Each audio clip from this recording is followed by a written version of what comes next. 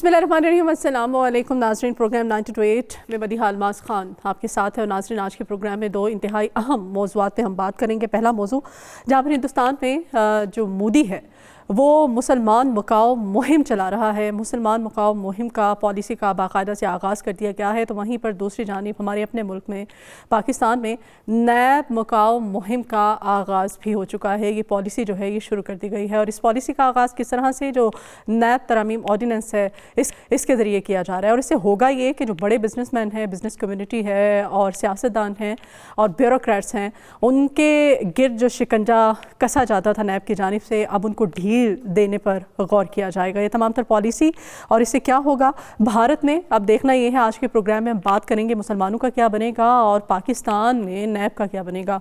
मोअज़्ज़ज़ मेहमान जो पैनल में मेरे साथ हैं, सईद काजी साहब हैं, तजज़ियाकार हैं, आप सीनियर जर्नलिस्ट हैं, सीनियर एंकर पर्सन हैं। Thank you so much sir, आप तशरीफ़ लाए हैं। नासिर बेग जुफ्ताई साहब हैं, इस्लामाबाद स्टूडियो से हमारे साथ, सीनियर तजज़ियाकार हैं आप। Thank you so much sir. आपके वक्त के लिए भी इम्तियाज़ गुल साहब है, दिफाई तजज़ियाकार। बैरिस्टर इदरीस भट्टी साहब माहिर कानून हमारे साथ हैं। मेरे जो मुअज़्ज़ज़ मेहमान हैं, तमाम दोनों अहम पहलुओं पर इनकी राय जो हासिल करेंगे। सबसे पहले प्रोग्राम का बाकायदा आगाज़ करेंगे सईद काजी साहब से। सईद काजी साहब, ये जो ऑर्डिनेंस लाया जा रहा है, इस ऑर्डिनेंस का मकसद क्या है, जिसके तमाम तर मदरजात हैं? पढ़ने और समझने के बाद ऐसा मालूम होता है कि ये जो तरमीम है बेसिकली ये ब्यूरोक्रेट्स, जो बड़े हमारी बिजनेस कम्युनिटी है, बिजनेसमैन हैं, हमारे सियासतदान हैं, उनको छूट देने की एक कोशिश की जा रही है। क्या कहेंगे आप? देखिए, इसमें एक तो उन्होंने ये कहा है कि 50 करोड़ से कम के केसेस पे जो है वो नैब नहीं करेगी। दूसरा इन्होंने इसमें यह किया है कि असल में पिछले दिनों चीफ ऑफ आर्मी स्टाफ से कुछ बिजनेस लीडर्स की मुलाकात हुई थी। तो उसमें एक साहब हैं जो खासे, तो उन्होंने इस बात का इज़हार किया था जी कि हम कोई काम नहीं कर सकते क्योंकि हमें नैब का खौफ है। अब सवाल ये है कि असल करप्शन कहाँ होती है? करप्शन वहाँ होती है जहाँ पर पैसा हो, और पैसा कहाँ होता है? हुकूमत की किटी में। फिर जो उसका तरीक़ाकार है, उसके ठेके दिए जाते हैं, वहाँ ठेकेदारों की और जो आपकी रेगुलेट करने वाले हैं या ब्यूरोक्रेट हैं, उनकी मिली भगत से ये सारी वारदात होती है। तो अब एक तसव्वुर बड़ा पुख्ता था, पाया जा रहा था कि जो ब्लैक मनी पे इमरान खान ने हाथ डाला है, क्योंकि माशाल्लाह ब्लैक इकानमी बहुत बड़ी है हमारी बनिस्बत फार्मल इकानमी के, तो उसमें जो एक डाउन टर्न आया है उसकी एक वजह यह है। तो ये राय प्रिवेल कर गई है। जो कारोबारी हजरात हैं उनको जो है वो इससे अब मुस्तस्ना करार दे दिया गया है। और कुछ बड़े वेग भी हैं इसमें टर्म्स ना, कि आप किसी को शायद किसी को भी ना पूछ सकें। और नैब के अंदर भी मेरे जो ज़राए वो बता रहे हैं कि बड़ी बददिली इससे फैली है। तो मेरे ख्याल में ये इसी तरह होता रहा है। जब परवेज़ मुशर्रफ आए, उन्होंने कहा जी हम बड़ी करेंगे, वो क्या है एहतसाब करेंगे, वो भी निकल दिए आहिस्ता आहिस्ता, उन्होंने भी इसको ख़त्म कर दिया। वही लोग दोबारा वापस आ गए और अब भी यही सिलसिला होगा। तो मेरे ख्याल में ये कोई बहुत इलेक्ट्रल जो पॉलिटिक्स है उस पर भी असर पड़ेगा खान साहब का, क्योंकि उनकी बुनियादी नैरेटिव यही थी कि हम करप्शन को हाथ डालेंगे। लिहाजा अब तक तो कोई हाथ भी नहीं पड़ा, ना कोई पैसे निकले हैं। और अब तो खैर आप जानती हैं कुछ होना है या नहीं होना, मेरा ख्याल नहीं होना। ठीक है, नासिर बेग जुफ्ताई साहब, आप क्या समझते हैं कि हुकूमत ने नए ऑर्डिनेंस की नैब के जो इख्तियारात हैं इनको महदूद करने की कोशिश की है, या फिर जो बयान था इंतहाई अहम के हवाओं का रुख जो है वो बदलने जा रहा है, इस बयान के तहत अभी पहले से ही तैयारी जो पकड़ ली गई है? दोनों बातों से पहले मैं एक अर्ज करना चाहूँगा कि प्राइम मिनिस्टर ने बहुत ज़्यादा कहा था कि मैं NRO नहीं दूंगा, NRO नहीं दूंगा।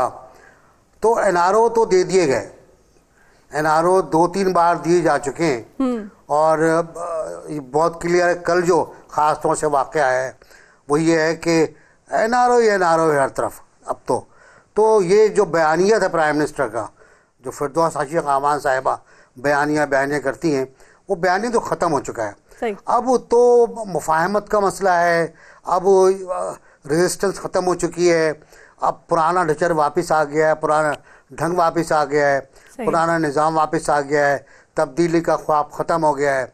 तो अब जारी नैब भी बदल हो रही है। कायद साहब सही कह रहे हैं बिल्कुल, क्योंकि उसके पर काट दिए गए हैं, उसके पर कैंच कर दिए गए हैं। अब एक 50 करोड़ आदमी रुपया की अगर आप बदगुमानी करोगे तो फिर आपसे पूछेंगे, वरना 49 करोड़ की करोगे नहीं पूछेगा आपसे। उसके साथ साथ ताजरों को भी कोई भी टैक्सेस और लेवीज से मुस्तस्ना कर दिया गया है। बहुत सी बातें ऐसी हैं जो अब नैब को फजूल बना देंगी। और वैसे पहले भी नैब खुद भी एहतसाब के रास्ते में हायल थी, और अब उसके रास्ते में लॉ हायल हो गया है कि आप किसी के साथ कुछ नहीं कर सकते। इम्तियाज़ गुल साहब हमारे साथ हैं। इम्तियाज़ गुल साहब से जान लेते हैं। इम्तियाज़ गुल साहब, आपको क्या लगता है कि ऑर्डिनेंस जो है ये जो लाया जा रहा है तरमीम का, इस बेसिकली इसका क्या पर्पज़ है, इसके पीछे रीज़न क्या लगती है आपको?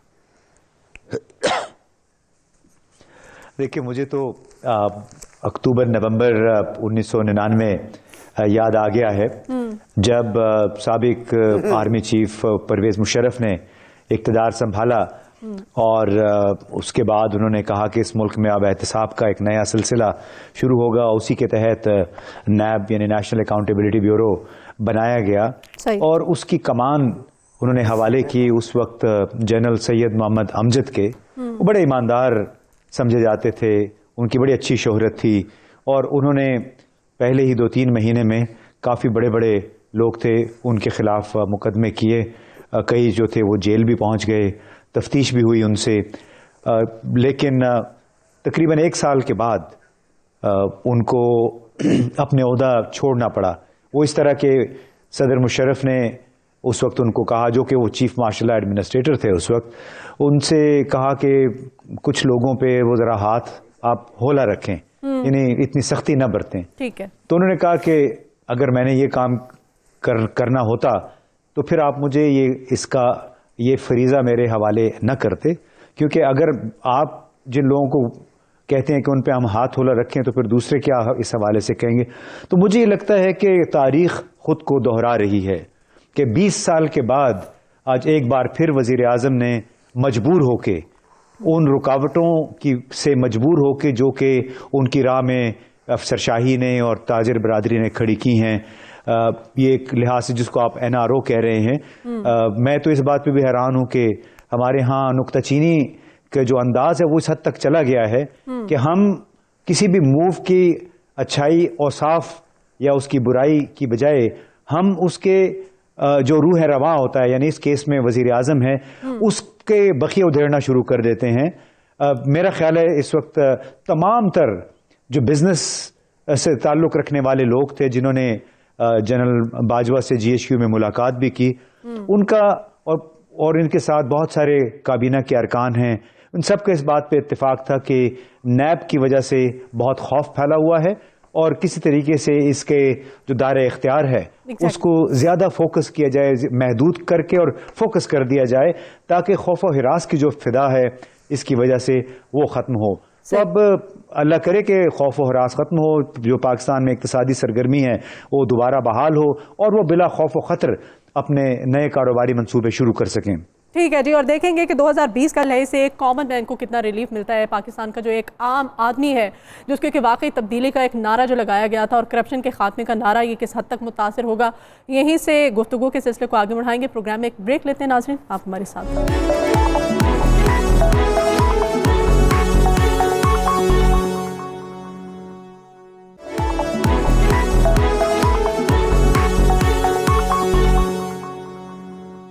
प्रोग्राम में एक दफ़ा फिर से आपको खुशामदीद कहते हैं। और ये जो नैब ऑर्डिनेंस है, ये जो तजावीज़ में तरामीम की जा रही हैं, बेसिकली इसका पर्पज़ क्या है? नैब इख्तियारात में कमी लाना है, फिर ये एक नया ऑर्डिनेंस है, ये वक्त की ज़रूरत है? ये हम सईद काजी साहब से जान लेते हैं। सईद काजी साहब, ये क्या है, वक्त की ज़रूरत है या फिर ये NRO है, क्या कहेंगे आप? क्योंकि हुकूमत की जानिब से बारहा ये कहा जाता रहा है वज़ीर आज़म पाकिस्तान की जानिब से कि NRO नहीं दिया जाएगा, क्या कहेंगे अब मौजूदा सूरत हाल पर? देखिए, एक जो खौफनाक डिस्क्रिमिनेशन पाई जाती है इस मुल्क में, वो भी तो आप गौर फरमाएं ना। अभी आपके जो कॉन्विक्ट्स हैं वो तो लंदन में घूम रहे हैं, ठीक है। जब वो जेल में थे तो जेलों में चोरों को या जिन्होंने माल खाया उनको ऐसे रखा जाता है? या क्या हम डिस्टिंक्शन करते हैं कि ये VVIP चोर हैं और इसने तो सिर्फ मोटरसाइकिल उठाया था, या इसने तंग आके भूख से किसी से मोबाइल छीन लिया था, लिहाजा मार मार के इसके पुष्ट से तमाम खाल खींच ली जाए? जान भी ले लेते हैं। हाँ। देखिए ना, जो आप मुश्तबों से सलूक करते हैं उसे उर्फ पुलिस की ज़बान में उन्हें मुश्तबे कहते हैं, या अंग्रेजी में सस्पेक्ट्स कह लें। क्या आशिर करते हैं आप उनका? तो जो आदमी 5 अरब 10 अरब की चोरी करे, उसको AC भी लगा दो अंदर, उसको हीटर भी लगा दो, उसका जो है वो मैं आपको मैं ये वो बातें बता रहा हूँ जो अंदर फैसिलिटीज मियां साहब को थी। उनका अपना खानसामा, उनका अपना कुक था अंदर, ठीक है। उनका जब दांत खराब हुआ तो वहां पे बाहर से उनका अपना डेंटिस्ट गया। 4 बंदों की शिफ्ट होती थी जो 8-8 घंटे के बाद बदलते थे, जिसमें एक डॉक्टर होता था, एक नर्स होती थी। तो इस तरह तो सारा पाकिस्तान अंदर होना चाहेगा। मसला ये है, हमारा ये कहना है, मुझे नहीं पता कानूनी तौर पर ये, अच्छा ना तो मैं कानूनदान हूं, मुझे एक बात पता है, हमारे तबके का आदमी अगर एक मोटरसाइकिल या एक मोबाइल चोरी करता है तो वो एक कैसे अजाब में मुब्तला हो जाता है, और जाहिर है उसको होना भी चाहिए बेचारा जो चोरी करता है। ये अलग बात कि हम चोरी पे लोगों को मजबूर करते हैं, जो आम जो कहते हैं ना, जो दाल रोटी की चोरी कोई चोरी नहीं होती। ये अलग बात कि वो 20 करोड़ नौकरियां, वो जो अपना घर स्कीम सवाल थी, ये, हाँ। मैं ये कहता हूं कि यहाँ हर चीज में आपने डिस्क्रिमिनेशन कर दी। सही, स्कूल कहाँ है गरीब आदमी का स्कूल? अच्छा मुझे बताएं, डेमोक्रेसी है, खाने में डेमोक्रेसी मिलती है आपको, या अरबपति के साथ और सलूक होता है? स्कूल में जब आप जाते हैं वहां डेमोक्रेसी, तो हर जगह पे आपने सेग्रीगेशन कर रखी है, अपार्टाइड है, आप जो है डिस्क्रिमिनेट कर रहे हैं अवाम के खिलाफ हर कानून में। और ये कानून आपने बनाया था, हमने कहा वेरी गुड, चले बना ले। मुशर्रफ ने बनाया, पीपल्स पार्टी ने थोड़ी मुखालफत की, मुस्लिम लीग ने दिया, हमने कहा चलो पकड़ के दिखाओ भाई, अपने तबके के लोगों को पकड़ के दिखाओ। एक बात तय हो गई है, ये इनका तबका इंप्यूनिटी चाहता है, वो अबव द लॉ है। यही बात कही थी ख्वाजा आजम साहब ने असेंबली में खड़े होकर, यार सानू पूछ दो, बाकी नहीं पूछते, बाकी से उनकी मुराद जजेस और जर्नैल थे। तो ये मामला है, इसलिए हम इस पे रोते पीटते रहेंगे कि भाई जब आपके तबके के लोग बेबहा चोरी का 65 करोड़ रुपया नहीं निकला था उसके घर से, क्या नाम था, मुश्ताक रईस सानी, और कई अरब रुपए का कितने करोड़ दे के उसने प्ली बार्गेन कर ली है। कभी आपने मोटरसाइकिल चोर से प्ली बार्गेन की है? सही सही। तो इसलिए ये तबका है, ये अबव द लॉ रहना चाहता है, जो मर्जी करे, जब तक अवाम उठ के इनका गिरेबान नहीं पकड़ते, ये अपना खुल खेलते रहेंगे। ठीक है जी। इदरीस भट्टी साहब हमारे साथ हैं, बैरिस्टर इदरीस भट्टी साहब से जानते हैं। बैरिस्टर साहब क्या कहना चाहेंगे आपके, अब ये जो तरमीम लाई जा रही है इसके अकॉर्डिंग जो FIA जैसा इदारा है इसके इख्तियारात जो हैं मजीद मजबूत हो जाएंगे? नहीं, मैं लास्ट जब आपने मुझसे सवाल किया था तो मैं आपको सही तरह से बता नहीं था सका कि ये एक्चुअली अमेंडमेंट है क्या। हमें पहले ये तो पता लगाना चाहिए ना कि है क्या। बेसिकली अब जो मिसयूज ऑफ अथॉरिटी के अंदर हम केसेस बनाते थे ब्यूरोक्रेट्स के ऊपर, अब उन केसेस के अंदर एक एसेंशियल रिक्वायरमेंट होगी कि हमें ये साबित करना पड़ेगा कि जिस पे इल्ज़ाम लगा रहे हैं मिसयूज ऑफ अथॉरिटी का, क्या उसने मटेरियली बेनिफिट उसमें से लिया कि नहीं ज़ाती तौर पे। और ये रिक्वायरमेंट ऑफ लॉ जौन सी है, ये पहले भी थी अदालतों के फैसलों की, सुप्रीम कोर्ट के फैसलों की। मैं आपको 3-4 फैसले बता सकता हूँ। अदरीस गौरी का केस है और इसके अलावा मंसूर हक का केस है।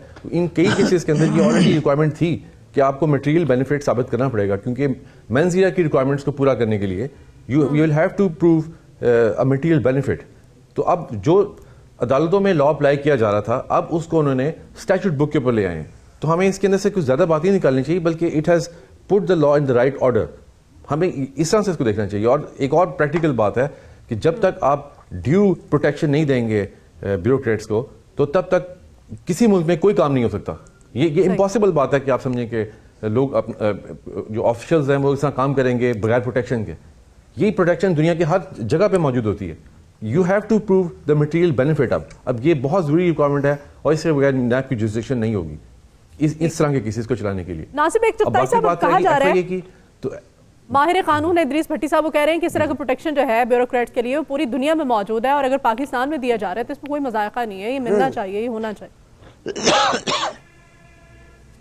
नहीं, बिल्कुल बैरिस्टर साहब की लॉ की एडवाइस है ये सर आंखों पर।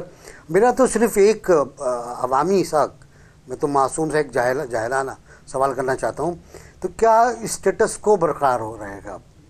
प्राइम मिनिस्टर स्टेटस के खिलाफ थे, बहुत ज़्यादा खिलाफ थे, बहुत आला तकरीरें उनकी, बहुत ज़बरदस्त तकरीरें, गूगल सर्च कर लें आप। स्टेटस को और ब्यूरोक्रेसी ने पाकिस्तान के साथ ये कर दिया, ब्यूरोक्रेसी खा गई पाकिस्तान को, ये ताजिर टैक्स नहीं देते, ताजिर टैक्स चोरी करते हैं, ये सब कुछ था ये। तो अब वापस हम वहीं चले गए जहाँ नैब के इस कानून से पहले थे हम। पहले ये कहा गया था हमसे कि आपको ये साबित करना होगा कि आपने ये जुर्म नहीं किया, और अब इस्तगासा को ये साबित करना होगा, जो नेचुरल चीज़ थी कि इसने ही जुर्म किया है। इसमें भी बहुत सी चीज़ें आ जाती हैं, किसको इस्तेस्ना दे रहे हैं आप, किसको आप सहूलत दे रहे हैं, किसके लिए आप सहूलतकार बनने जा रहे हैं। तो बात ये है, या तो देखिए नैब को ख़त्म कर दें। एक बेहतरीन काम ये होगा कि बेचारी नैब जो है उसके जावेद इकबाल साहब हवाओं का रुख बदलने की बातें बहुत करते रहे, लेकिन बदल नहीं पाए। वो पंखा उनसे मुड़ नहीं सका दूसरी तरफ, उसका बटन दब नहीं सका जो घूमता है चारों तरफ, वो एक ही तरफ उसकी हवा रही और वो हवा चलती रही।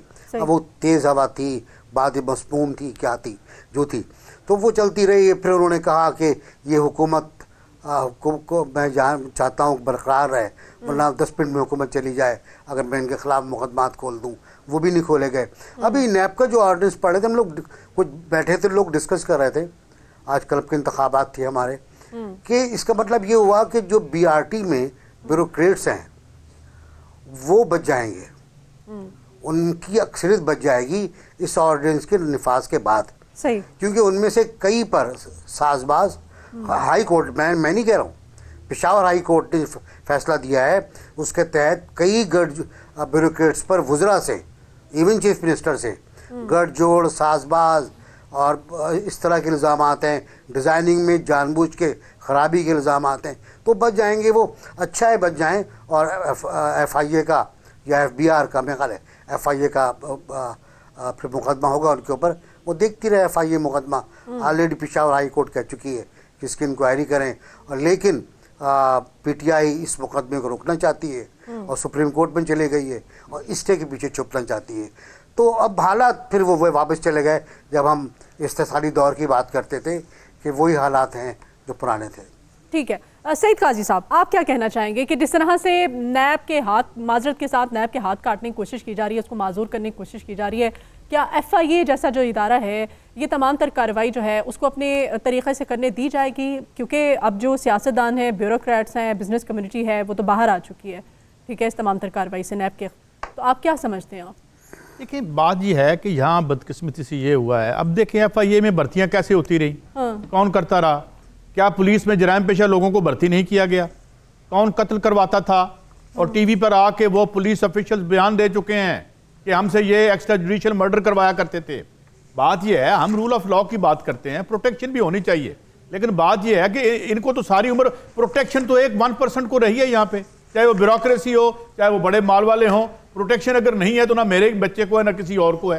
थाना हमें ऐसे लगता है देख के, हमें एहसास तहफ़्फ़ुज़ नहीं होता, हम खौफ में मुब्तला हो जाते हैं। हमारे घर में चोरी होती है, तो मैं अमली बात कर रहा हूं आपके साथ, तो हम कहते हैं यार रहने दो, एक तो चोरी हो गई है, दूसरा पता नहीं वो हमारे साथ आके क्या करेंगे। मतलब ये सारा कल्चर यहाँ प्रिवेल करता है। ऊपर से अगर मेरे दोस्त बैठे हैं यहाँ पे, मुझे बताएं, आपकी पूरी पॉलिसी, पब्लिक पॉलिसी कैप्चर हो गई है in the favour of 1%। System is heavily rigged against the rich and mighty. यहाँ कोई इंसाफ का मामला नहीं है। आप गरीब आदमी जाके इंसाफ ले, एक जूनियर वकील को हायर नहीं कर सकता। 15 जो आपने पॉवर्टी लाइन बना रखी है, या जो आपके इनकम ग्रुप से लोअर, यहाँ तो आवे कावा बिगड़ा हुआ है। तो बहुत बड़े टॉल क्लेम्स किए गए थे।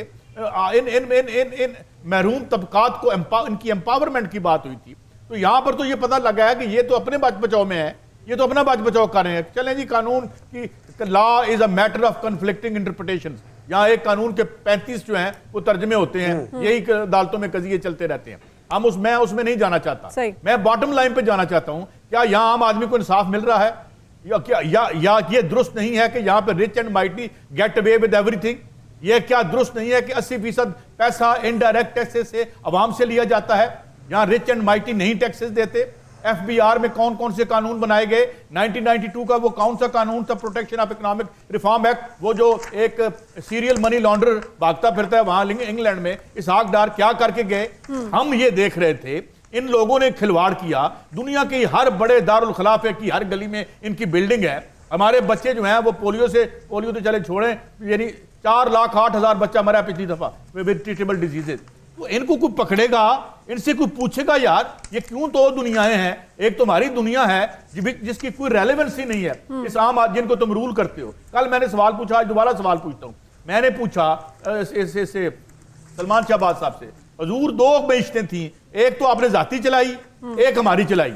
आपकी मैशत में तो बिल गेट आपको रश से देखता है, अब पाकिस्तान की मैशत का आपने बुरकस निकाल दिया, आपने और आपके तबके ने। तो यहां ये डकैती हुई है। अब इसको किसी कानून के पीछे छुपकर बचा लो, कुछ और कर लो, अवाम से हाथ कर लो, जो करना है आपने। तो ये सवाल है। और अगर इमरान का राइट विंग रिफॉर्मिज्म खत्म हो गया तो फिर लोग यही समझेंगे कि उन्हें यहां इनकलाब करना पड़ेगा।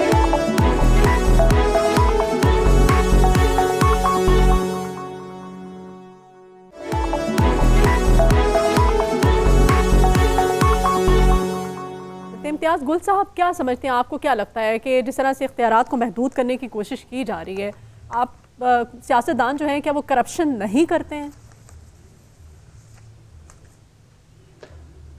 देखिए, सिर्फ नैब के इख्तियारात कम करने से करप्शन में कमी नहीं होगी। असल मसाइल की जड़ हमारा पब्लिक प्रोक्योरमेंट सिस्टम है, यानी वो निज़ाम है जिसके तहत ख़रीदारियाँ होती हैं, जिसमें बहुत ज़्यादा पेपर वर्क होता है और फिर अंदरूनी खाना उसमें मैं आपको बताता चलूँ कि जो सरकारी निज़ाम के तहत ख़रीदारियाँ होती हैं वो मार्केट से 250 से 300 गुना ज़्यादा कीमत पे होता है, यानी 2.5 से 3 गुना ज़्यादा कीमतें होती हैं, क्योंकि उसमें बहुत सारे लोगों के कमीशंस शामिल होते हैं। तो वो जो पब्लिक प्रोक्योरमेंट सिस्टम है उसके लिए भले एक पेपरा का इदारा बना हुआ है, लेकिन जो पेपरा का निज़ाम भी उन्हीं पुराने उसूलों पे वज़ा किया गया है जो कि यहाँ पे अंग्रेज़ सरकार छोड़ के गई थी। तो असल मसला उस निज़ाम में है कि कितना उससे पेपर वर्क को कम करें, कितना उसमें आप कॉन्ट्रैक्टर और हुकाम के आपस में राब्ता कम से कम करें। बिल्कुल ऐसी जैसे मुत्तहिदा अरब अमारात में, बहरीन में ये निज़ाम किया गया है कि वो सारे इंटरनेट पे कॉन्ट्रैक्ट्स टेंडर होते हैं, उन्हें फिर बाकायदा एक टाइमलाइन दी होती है कि आपका टेंडर इस दिन खुलेगा इस फलां लोगों की मौजूदगी में, और इन टेंडर्स का इतने दिनों में स्क्रूटनी की जाएगी, यानी उनका जायज़ा लिया जाएगा, और फिर 4 दिन के बाद जो कामयाब बोली दहिंदा है उसके हवाले ये काम कर दिया जाएगा, उसको दफ्तर बुला के। तो जब तक पाकिस्तान में इस निज़ाम को जदीद खतूत पे उस्तवार नहीं किया जाएगा, ये करप्शन का सिलसिला हम ये नारे यूं ही सुनते रहेंगे। इसमें सिर्फ किसी एक शख्स का, किसी एक लीडर के बस की बात नहीं है, बल्कि ये पूरे निज़ाम को हमें बदलना है। अब जाहिर है, मैं तो ये समझता हूँ कि अगर इमरान खान आज से 22 साल पहले भी हमारी उनसे एक मुलाकात हुई तो उन्होंने ये कहा था कि मेरा एजेंडा एंटी करप्शन है, लेकिन उन्होंने इस बात का एहसास नहीं किया कि इतनी आसानी से आप करप्शन, जो सिस्टमिक करप्शन जिसको कहते हैं, जो कि सिस्टम के अंदर मौजूद होती है, लूप होल्स होते हैं, उसका खात्मा आप नहीं कर सकते हैं। अभी जो मैं समझता हूँ जो कोशिशें हो रही हैं कि ज़्यादा से ज़्यादा मईशत को डॉक्यूमेंट करने की कोशिश की जा रही है, बहुत सारे मामलात को कौमी शनाख्ती कार्ड के साथ मरबूत किया जा रहा है, बड़ी बैंकिंग ट्रांजैक्शंस जो हैं उनको बैंक के ज़रिए चैनलाइज किया जा रहा है, उसको कैश से हौसला शिकनी की जा रही है। तो ये तमाम काम इकट्ठे चलने हैं। सिर्फ आप नैब के इख्तियारात कम कर देने से करप्शन नहीं खत्म होगी, बल्कि जब तक आपके उसके मुतवाज़ी निज़ाम जब तक FBR के लोगों से उनके इख्तियारात नहीं लिए जाएंगे, जब तक टैक्स देने वाला और टैक्स लेने वाले के दरमियान जो फिजिकल राब्ता है वो कम से कम नहीं होगा, उस वक्त तक ये मामलात यूं ही चलते रहेंगे। हमें इस पे बहुत ज़्यादा कोई एम्बिशियस तशवीश नहीं होनी चाहिए कि जी नैब की वजह से अब हो सकता है कि करप्शन कम हो जाए। सही है। इदरीस भट्टी साहब से जान लेते हैं, आप माहिर कानून है। इदरीस भट्टी साहब, ये नैब अब 90 रोज़ तक किसी मुश्तबा शख्स को तहवील में नहीं ले सकता है, क्योंकि इस मुद्दत को कम करके 14 रोज़ कर दिया गया है। 14 रोज़ करने से आप नहीं समझते कि प्रोसिक्यूशन जो है इसको तमाम तर मसाइल में सामना होगा कि कहाँ वो 90 रोज़, कहाँ 14 रोज़? देखिए, अगर मर्डर ट्रायल जो कि सबसे ख़तरनाक एक ऑफेंस है, जिसका कुरान शरीफ में भी जिक्र है कि वो सबसे ख़तरनाक ऑफेंस है, अगर एक मर्डर ट्रायल जौन सा है, मर्डर ऑफेंस जौन सा है, अगर वो 14 दिन में आप इन्वेस्टिगेट कर सकते हैं, तो मेरा नहीं ख्याल कि 14 दिन में आप ये नहीं कर सकते। ये बेसिकली एक थोड़ा सा और भी मैटर है, let me explain to that, कि आप क्या चाहते हैं कि कानून अप्लाई ना किया जाए, कानून अप्लाई किए बगैर ब्यूरोक्रेट्स को सजा दी जाए। आप चाहते हैं कि अगर हम उनका पर्सनल बेनिफिट भी ना साबित कर सकें फिर भी उनको सजा दी जाए, जो हालात पिछले 2 साल से चल रहे हैं, 2.5 ईयर से इसी तरह मामला चलते रहे। आप समझते हैं क्या क्या जितने नैब ने एक्शन लिए हैं तमाम ब्यूरोक्रेट्स के खिलाफ वो ठीक लिए हैं? ये तो आप प्रिज्यूम कर रहे हैं फिर कि जनाब बिल्कुल ठीक चल रहा था, जो पिछले 2 साल से चल रहा था वो बिल्कुल ठीक चल रहा था। इसी तरह तो फिर मुल्क तबाह भी हो जाएगा। अगर कोई ब्यूरोक्रेट काम नहीं करेगा तो आप मुल्क को कहाँ पे लेके जा रहे हैं? ये this is not the right approach. इसका जवाब सईद काजी साहब से लेते हैं। सईद काजी साहब, ये हम नहीं कह रहे हैं, ये इदरीस भट्टी साहब, ये हम हरगिज़ नहीं कह रहे हैं, ये वो आवाम के वो तहफ़्फ़ुज़ात हैं जिससे कि हम इस वक्त खुल के बात कर रहे हैं। सीनियर मौजूद मेहमान पैनल पर मौजूद हैं। सईद काजी साहब, क्या कहेंगे आप? जिस तरफ इदरीस भट्टी साहब ने इशारा दिया है कि अगर उनको फ्री हैंड दे दिया जाता है ब्यूरोक्रेट्स को और उनको वाकई काम करने दिया जाता है उनकी मर्जी से, जिस तरह वो करते रहे हैं और करना चाहते हैं, तो इस तरह से हालात बेहतर हो जाएंगे? देखिए, हमारे पास जो मिसालें हैं हम देखते रहे हैं, इनके पास फ्री हैंड ही तो था। क्या अंग्रेज़ का कानून था इनके पास इनके पक्ष देखें, सारा पैसा इनके हाथ से जाता था। ये सियासतदान के साथ मिलके खाते हैं, क्या ये पब्लिक नॉलेज नहीं है? मुझे ये बताएं कि ये जो कुछ काम करते हैं बैठ के, ये तमाम कानून की किताबें खोल के पहले बैठते हैं। आपकी ब्यूरोक्रेसी जो है, इनके असासे निकाल के देखें। मुझे ये बताएं, इस वक्त मेरी 5 गुना 10 गुना तनख्वाह ज्यादा होगी किसी डीसी से या किसी ग्रेड 22 के बंदे से, ठीक है, लेकिन इनके बच्चे कैसे बाहर पढ़ते हैं? सब के सब जो हैं उनके पास बाहर की नेशनैलिटियां हैं। मुझे बताएं कितनी है 17 ग्रेड की तनख्वाह? तो पक्ष साथ शामिल कर लें, ग्रेड 22 पे चले जाएं, तो how can you afford that kind of luxury जो कि यहाँ आम आदमी करता है? क्या ये कॉमन नॉलेज नहीं है कि मुझे बताएं ल्यूक्रेटिव पोस्ट क्या होती है? यार मुझे ल्यूक्रेटिव पोस्ट पे लगवा दो और तनख्वाह तो सबकी बराबर है। ये नहीं पता हमको? क्या हमने इससे आंखें बंद कर लेनी है कि these are the most corrupt people जिन्होंने इस मुल्क के अक्सरियत की जिंदगी को मिजरेबल बना के रख छोड़ा है? मिलके खाते हैं सब हमारे हकूक और हमारे नई टैक्स भी नहीं देते। अब आप सारा आपका विदहोल्डिंग टैक्स जो है जा रहा है। तो हम ये नहीं कहते इनको सजा दें, मगर सवाल ये है कि हम क्या करें जब बगैर इलाज के मेरा बच्चा मरता है तो मैं कौन सी कानून की किताब खोलूं? मुझे बताएं, जब मेरा बच्चा गंदा पानी पीने से यहां 40% डेथ्स होती हैं तो मैं किस ब्यूरोक्रेट को दुआएं दूं? मुझे बताएं ना। और हम आपकी दुनिया की सबसे ज्यादा टैक्स देने वाली कौम पाकिस्तान है, इनडायरेक्ट 80 के करीब विदहोल्डिंग टैक्सेस हैं। तो उसके बदले में आप मुझे क्या आइन के मुताबिक, आइन की आर्टिकल 3 के मुताबिक, 38 के मुताबिक मुझे मेरे राइट्स दे रहे हो? और तुम देखो कौन से आबादियों में रहते हो। तो ये है, तो आई थिंक कि ठीक है, रूल ऑफ लॉ होना चाहिए तो मेरे लिए होना चाहिए या मेरे तबके के लिए होना चाहिए। यानी सारी प्रोटेक्शन इन्हीं के लिए हैं भाई, हमारे लिए नहीं है। हम इन्हें हाथ नहीं डाल सकते। क्या कर लिया था आपने जो तोई के बेटे का, जिसने दिन दहाड़े कत्ल किया था, रिहा हो गया। वो रिहा हो गया। और ये आपके जितने बड़े बड़े चोर, किसी को कोई हाथ डाल सका नहीं? You are untouchable. और ये कानून के पीछे, और मुझे एक बात समझ नहीं आती, ये सारी की सारी जो लीगल जो एस्टेब्लिशमेंट है, जब भी कोई तकड़ा चोर अदालत के बाहर जाता है 35 वकील आगे खड़े होते हैं उसका दिफा करने के लिए। मैं किस का नाम लूं? चैनल्स की अपनी पॉलिसीज होती हैं, किसने अरबों की दिहाड़ियां लगाई और बड़े बड़े मौजूद वकील आगे खड़े होते हैं उनका दिफा करने के लिए, और गरीब आदमी जो है उसको वकील नहीं मिलता जो है कि वो कर सके। ये आवे का आवा बिगड़ा हुआ है, इसलिए लोगों में नाराजगी है, गुस्सा है। और एक तरीका निकला था कि शायद कोई रुकावट हो सके या हो पाए, मगर नहीं हो रही। अच्छा, काम क्यों नहीं हो सकता? मैं बताता हूं। मैंने खुद एक ठेकेदार से बात की, उसने कहा जी मैं खुदा की कसम नाम नहीं लेता उसका। हर आदमी के पैसे लगे होते हैं जब ठेका मिलता है, 30% ऊपर रख लो, उसको दे दो। नहीं है ये बातें, ये मैं झूठ कह रहा हूं। तो इसको कैसे पकड़ेंगे? सरकार बताए या इस्तीफा दे के घर को जाए। अगर वो ये काम नहीं कर सकती, कोई और धंधा कर लें। अगर आपसे हमारे हकूक की प्रोटेक्शन नहीं होती और आपने सिर्फ प्रोटेक्ट उनको करना है जो माइटी रिच और पावरफुल हैं या आपके करीबी हैं, तो फिर जो है वो आप एक गैर आईनी हुकूमत है। क्योंकि आइन के तहत हम आइन की पहले से लेकर 40 तक की शिकों से अपने राइट्स मांगते हैं जो आप नहीं दे रहे। चलिए जी, हमने जानने की कोशिश की कि बेसिक ऑर्डिनेंस लाया जा रहा है। इस ऑर्डिनेंस के तहत जिस तरह से एक सियासतदान को, एक ब्यूरोक्रेट को और एक बिजनेसमैन को जिस तरह से तहफ़्फ़ुज़ दिया जा रहा है, और पाकिस्तान का जो कॉमन मैन है, एक आम आदमी, उसको क्या रिलीफ मिलेगा?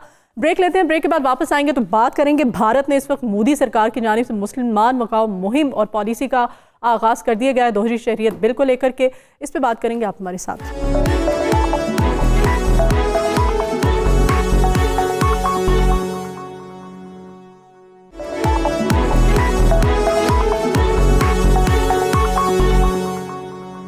वेलकम बैक नाज़रीन। प्रोग्राम में बात होगी मतनाज़ शरीयत बिल के खिलाफ, जहां पर पूरे भारत में इस वक्त शदीद हंगामे फूट पड़े हैं और मुसलमानों को जिस तरह से वहां पर टॉर्चर किया जा रहा है मुसलमानों के लिए और अक़लियतों के लिए, जिस तरह से मसाइल पैदा किए जा रहे हैं मोदी सरकार की जानिब से, इसी पर बात करेंगे प्रोग्राम में। क्योंकि पूरे भारत में मुजाहरे फूट पड़े हैं और अगर हम भारतीय फ़ौज की बात करें तो अपनी फ़ौज के अंदर भी इस वक्त बगावत का एक सिलसिला जो है वो शुरू हो चुका है मोदी सरकार के ख़िलाफ़ और सीनियर अफसरान के ख़िलाफ़। इस पर भी हम बात करेंगे। इम्तियाज़ गुल साहब दिफाई तजियाकार हमारे साथ हैं, उनका सबसे पहले मौक़िफ़ ले लेते हैं। इम्तियाज़ गुल साहब, जिस तरह से मोदी सरकार जो है ये मुसलमानों को तंग करने की कोशिश कर रहा है, अक़लियतों को तहफ़्फ़ुज़ नहीं है, दोहरी शहरियत मतनाज़ बिल जो पेश कर दिया गया है, पास किया गया है, इस बिल के बाद अपनी इनकी फ़ौज के अंदर और फ़ौज में जिस तरह से मुसलमानों को पस से पुश डाला जा रहा है, क्या कहेंगे तमाम तर सूरत हाल पर? मोदी जो है आखिर चाहता क्या है? मोदी बिल्कुल भारत में आरएसएस का जो एक बुनियादी एजेंडा है उस पर अमल दरामद करना चाहता है, और वो ये है कि हिंदुस्तान सिर्फ हिंदुओं के लिए है और वहाँ पे वो ये समझते हैं कि जो जितने भी यहाँ पे गैर हिंदू हैं ये बाहर से आए हुए लोग हैं। इसीलिए अब मुसलमानों को ये खदशा है कि अगर कोई मुसलमान भारत में रहते हुए अपने मैट्रिक सर्टिफिकेट, बर्थ सर्टिफिकेट के ज़रिए या वो मुसलमान जो कि आए थे कई 20-30 बरस पहले, अगर वो कुछ चंद बुनियादी दस्तावेज़ात अगर वो साबित नहीं कर सकेंगे तो उन्हें डिटेंशन सेंटर भेज दिया जाएगा और फिर भारत से निकाल दिया जाएगा मुजवज़ा कानून के मुताबिक। और इसी वजह से मुसलमान समझते हैं कि उन्हें ख़ास तौर पे निशाना बनाया जा रहा है। और तहरीक जिस अंदाज में ये आगे बढ़ रही है, मेरा ख्याल है नरेंद्र मोदी और उनके सेक्रेटरी जनरल अमित शाह ने अपने लिए, अपनी जमात के लिए एक बड़ा अच्छा काम ढूंढा है, एक ऐसा काम जो कि उसके पड़ोसी ममालिक पाकिस्तान, बांग्लादेश नहीं कर सके, वो इन दो तंग नज़र रहनुमाओं ने खुद ही कर दिया है। बल्कि अब तो हमने सुना कि एक जर्मन और एक नॉर्वे के शहरी को भी मुजाहिरों की हिमायत या मुजाहिरों में शिरकत के जुर्म में भारत छोड़ने का हुक्म दिया गया है। और इस तरह बहुत सारे ऐसे इकदामात हैं जो कि अब खुल के सामने आ रहे हैं और मगरिब में, अमेरिका में उन हलकों की भी आंखें खुल रही हैं जो अब तक शाइनिंग इंडिया से बड़े मुतासिर थे, उनके बड़े शहर से मुतासिर थे, लेकिन अब उनको ऐसा एहसास हो रहा है कि एक उन्होंने जिस शख्स को प्रमोट किया है वो वाकईतन नफरतों का और कम्युनल वायलेंस का एक नकीब बन रहा है इस वक्त। ठीक है, बैरिस्टर इदरीस भट्टी हमारे साथ हैं। बैरिस्टर साहब, आपसे जानना चाहते हैं कि ये जो बिल है जो कि पास किया गया है मोदी सरकार की जानिब से, आइन इस बिल के बारे में क्या कहता है? मैं ये समझता हूँ कि ये यूनिवर्सल ह्यूमन राइट्स की खिलाफ वर्जी है और ये फेलियर है इंडियन कॉन्स्टिट्यूशन का to protect the rights of its citizens. और ये failure it's also a failure of the Supreme Court of India कि वो लोगों के राइट्स को बचाने में नाकाम रही है। और ये आई थिंक किसी भी मुल्क की कामयाबी का एक बहुत बड़ा एक क्वालिटी ये होती है कि वहाँ पे जहाँ पे लॉ सुप्रीम हो। तो मेरा नहीं ख्याल कि इंडियन कॉन्स्टिट्यूशन में दिए गए जो राइट्स हैं, फंडामेंटल राइट्स कौन से हैं लोगों के, वो प्रोटेक्ट किए जा रहे हैं। और एज यू कैन सी के it is being violated like anything. ठीक है, सईद काजी साहब, क्या कहेंगे आप? भारत का ये जो दोगला चेहरा है मोदी का, खास तौर पे वहाँ पे ना सिर्फ मुसलमान बल्कि कोई भी अक़लियतें जो हैं उनको तहफ़्फ़ुज़ हासिल नहीं है, जिस तरह से टॉर्चर किया जा रहा है मुसलमानों को ख़ास तौर पे, क्या कहेंगे इस मोदी के इस पॉलिसी के बारे में?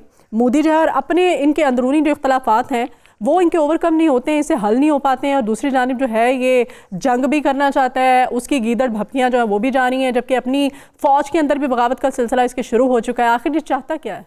अच्छा, मैं कुछ दिलचस्प फिगर्स आपके साथ शेयर करना चाहता हूँ ताकि ज़रा इसकी पिक्चर वाज़ेह और क्लियर हो जाए। हमें 2/3 मेजॉरिटी नज़र आ रही है इस वक्त ना, वो कोई मर्जी से कानून। मैं आज उसके फिगर्स देख रहा था, इस वक्त 90 करोड़ लोग हैं जो एलिजिबल वोटर्स हैं इंडिया में। उसके 90 करोड़ वोटों में से जिन लोगों ने वोट डाले हैं वो 67% है, और उस 67% में जो मोदी को वोट मिले हैं वो 38% और 62% इसके खिलाफ पड़े हैं। ज्यादा कंक्रीट टर्म्स में मैं अगर बात करूं तो टोटल वोटों का 23 करोड़ मिला है इसको, 90 करोड़ में से 23 करोड़ वोट मिले हैं मोदी साहब को।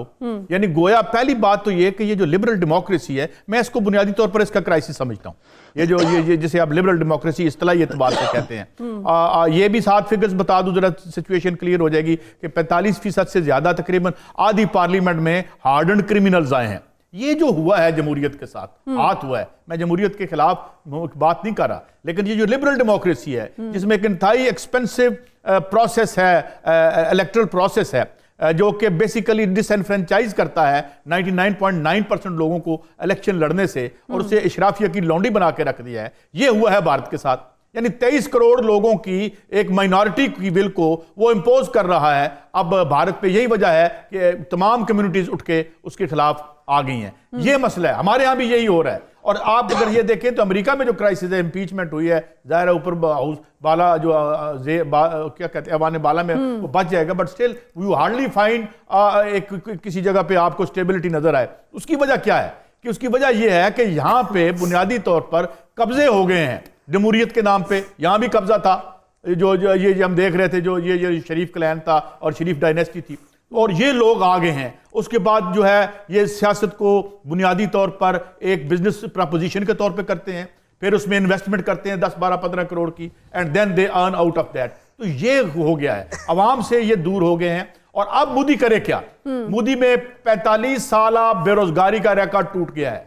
यह बात साबित हो गई है कि न्यू लिबरल इकोनॉमिक प्रोजेक्ट में ग्रोथ रेट आप आसमान पे ले जाएं, उसकी कोई तल्लुक नहीं है नीचे इंसान की फलाह से, बल्कि उसका रिश्ता माकूस है, इनवर्स रिलेशनशिप है। सही। आप ग्रोथ रेट ऊपर लेके जा रहे हैं, बंदे जलील हो रहे हैं और नीचे जा रहे हैं। हाँ, मैक्रो लेवल पे आप इकोनॉमी को बैलेंस कर लेते हैं, तो ये प्रॉब्लम है। और ठीक कह रहे हैं इम्तियाज गुल साहब कि मेरे ख्याल में किसी और दुश्मन की जरूरत नहीं है। अमित शाह, आपको पता है तड़ी पार, इसको ये तड़ी पार तो इंडियन जुबान में कहते हैं। यानी इसे समाज बदर किया गया था, यानी ये सजा याफ्ता लोग हैं, जराइम पेशा लोग हैं जो बाकायदा इसके अंदर आ गए हैं। इससे बड़ा नुकसान हुआ है जमहूरियत को, जमहूर को, और मैं समझता हूं इससे सबसे बड़ा नुकसान इंडिया को होगा। और इंडिया के अवाम जो उठ खड़े हुए हैं उन्हें उठ खड़ा होना पड़ेगा। और मैं एक और बात कह दूं, अभी इसमें स्टूडेंट्स आए हैं और सिविल सोसाइटी आई है। अगर जिस दिन वहां की वर्किंग क्लास आ गई जो बहुत ज्यादा ऑर्गेनाइज्ड है, इस जनवरी में 20 करोड़ लोगों ने वहां स्ट्राइक की थी, जिसकी वजह से वो तमाम एजेंडा इंप्लीमेंट नहीं कर पा रहा मोदी, जिसके बायस उसे हजारों अरब रुपया लगा के पावर में लाया गया है। तो मेरे ख्याल में जब इंडिया के मेहनत कश बाहर निकलेंगे, that will be the real battle with Modi and company and the people of India. ठीक है नासिर बेग चुगताई साहब, क्या आजकल अगर देखा जाए भारत में मोहम्मद अली जिन्ना की जितनी गूंज है, वो गूंज जो है उतनी तो मेरे ख्याल से मैं कहूँगी कि पाकिस्तान में भी सुनाई नहीं दे रही है। दो कौमी नजरिया जो है, इससे अब मुझे लग रहा है कि इसकी जो हैसियत है, इसकी अहमियत जो है, इससे आश्कार होना ये लोग शुरू हो गए हैं।